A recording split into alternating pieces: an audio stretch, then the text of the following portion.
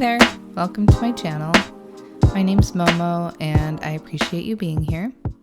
Today I'm going to show you two things. First, a little unboxing from Madam Glam, and then also a fun, slightly spooky season look that I made with what was sent over.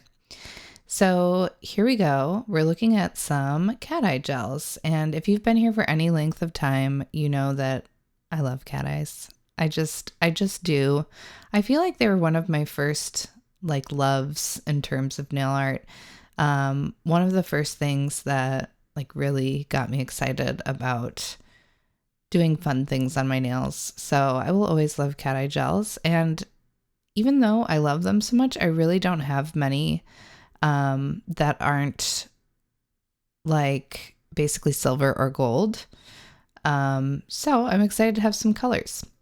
Anyway, you'll see here that I'm removing all the dust and whatever invisible stuff might be on the swatch sticks. That can have a really big impact on your swatches in case you're someone who is a nail tech or, does their own swatches for their own little personal nail collection. Always make sure to wipe them down. There's invisible fluffies everywhere, I swear. Anyway, so this first one up is the purple, and oh my gosh, so pretty. These are really nice and vibrant. I know that with some cat eyes, it can be a struggle to get vibrant colors, I guess, and a vibrant shimmer. And some people will do 2 coats, but I really prefer doing a single coat of cat eye. I think the shift is more noticeable when you only do 1 coat, as opposed to some people will do a single coat first, cure it without doing any magnetic shifting, and then they'll do the second coat with the magnetic shifting. And I just think you get a more distinct effect if you're able to get 1 good coat, and these look great with 1 coat, so I'm really happy with them. You'll see that I'm just doing my classic technique, which is to run the magnet along one side, then the opposite side, then the bottom, then the top.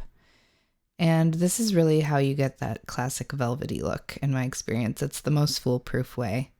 So if you have trouble with cat eyes, I'd really suggest trying out this method first. So here they all are together.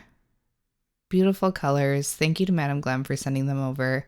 I do have a discount code with them if you're interested. The code is MOMO35, and you get 35% off. You can also check the description for a direct link that'll automatically apply the discount. It'll be in the description. Anyway, so I have some builder gel on my nails, and actually what I have on my nails is not luminary. It usually is, but I'll show you in an upcoming haul. It's a new Korean product that I'm trying, and I just applied the Madam Glam base coat onto it. And now I'm taking the green cat eye gel and applying a good layer. You can see I accidentally applied too much, so if you ever do that, just know you can always take some off mid-application on the edge of your bottle so you don't start flooding the cuticles. And again, I'm going in with this classic technique, just running the magnet down one side, then the other, then the bottom, then the top, just to sort of activate that velvety effect, where you get that really cool shifting when you move. I'm giving it a flash cure. And then for this look, I decided to use the green and the purple because although, this isn't me drawing a pumpkin on a nail or a ghost, I do think it's kind of, Halloween-y to me. So I'm going for green and purple on alternating fingers because to me, those colors both scream Halloween, especially in combination. I feel like you don't really see them together except in Halloween circumstances. So that's what we're doing.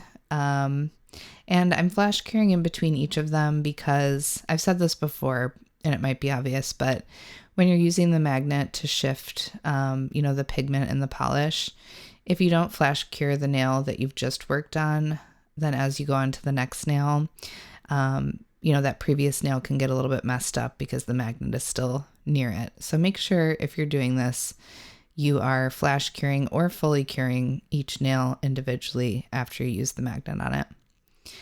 So now I have this base laid down and I decided to take things one step further. And I'm chuckling because I'm painting on my non-dominant hand and this really did take kind of forever. I could have probably picked something that was less specific, but alas. The inspiration for this came from a GIF that I saw. It just had this, I guess it's called a rotating starburst. That was the best name I could find for it. And yeah, I thought that it was really beautiful and very simple and felt very Halloween-y. And yeah, but also like, I kind of like styles that work for Halloween or whatever holiday it is, but also like look cool and kind of could be worn whenever, which I feel like is true of this. I don't know. That's kind of, I feel like sometimes the nail style I go for. So anyway, you will have seen that on the pointer, I tried one technique, which was to paint a cross basically, then add in between each part of the cross, add 2 more lines, all connecting at the center.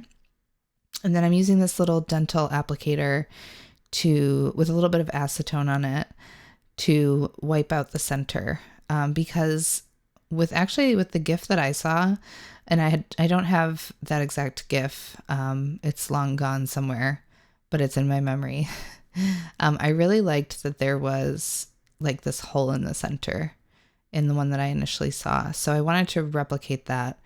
And I decided to do the cross and then the additional lines, in between connecting, because I thought that would be just easier than trying to freehand each of these independent lines. But I will say that anytime you're using acetone, things can get a little dicey because you can get a lot of running.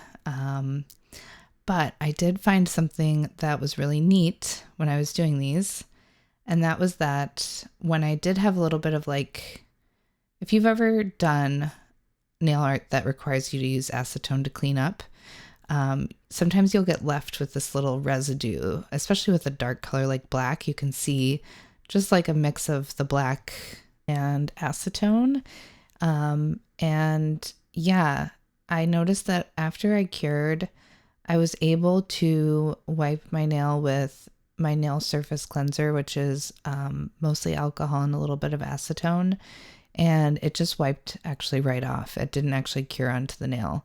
So that's something I would consider trying. I don't know that it'll work with every single type of nail art gel or nail gel, but because of the way nail gels are formulated, they can't be diluted with a bunch of alcohol. So the cool thing about that is that if you do wipe down your nails and you get some of that like bleeding and stuff, there's a good chance that diluted color won't actually cure onto your nail because you've diluted it. I hope that makes sense. Anyway, so for this next nail, I decided to try and avoid the issue of having to use the dental applicator in the center. And it was a little bit harder to draw even lines, but this was, I think, my preferred method. I just didn't really like introducing the acetone into the center there. I will say this is sped up if it's not obvious. I was doing this with my non-dominant hand, and you'll see basically in every clip that if you look closely, both of my hands are being like anchored by something in order to keep my hands as steady as possible, because of course I am not a lefty and I'm painting with my left hand onto my right hand. So for anyone who's wondering how to do like nail art specifically, I mean, first of all, it can be a struggle enough to figure out how to just paint on your non-dominant hand, but then to do nail art as well is really, daunting, I think. But really the keys are just going very slowly and then making sure to anchor your hands, whether on each other. You can see that there I'm like applying pressure with my left hand onto my right. And of course there I was using that gel to balance my nail on. But anyway, by the magic of editing, I declare these nails painted. It actually in real life took much longer than what you're seeing. But I will say, like, I didn't find this super duper hard. I would do this again, but it was time consuming. But frankly, that's kind of why I enjoy doing my nails. It's like a fun diversion. But you have to be in the mood too, I think. Anyway, so I used the Madam Glam top coat on there and cured it. And now I am applying a nail cuticle oil. And I actually always do this, but I don't think I ever show it. You'll see that it's complete chaos behind me. It's a mess back there, but this is such a satisfying part to just rehydrate and look at what you've created. So I hope you enjoy these. I really have been enjoying looking at them. And I hope you enjoyed watching this video. Thanks for being here. I hope to see you again soon. Bye.